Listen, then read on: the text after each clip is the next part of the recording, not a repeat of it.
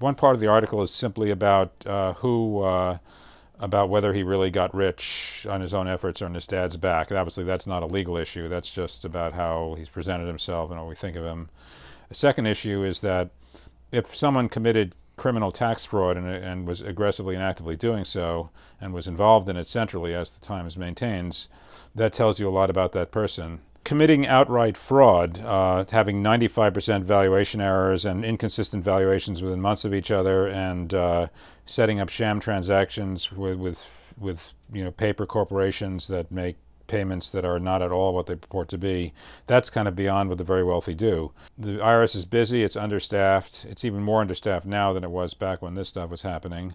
You're an auditor, you have to decide what raises a red flag for you, what should you challenge, and what sort of work and research do you do to challenge it, given that you have 40 hours probably in your work week and a lot on your plate. You're looking for red flags and for things that look dubious, so this may not have raised red flags. Although you can't go to jail for tax fraud once the statute of limitations is passed, the returns are open. So what I believe is the case, though I'm not 100% sure, is say that Fred Trump filed a tax return in 1990 that it has criminal tax fraud on the estate and gift tax, the gift tax.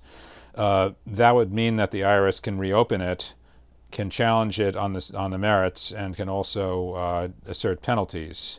Now, Fred Trump is not alive anymore. The part I believe to be true, but I'm not 100% sure, is that they can then collect the money from the people who inherited the estate or got the gift without having to show criminal behavior by them.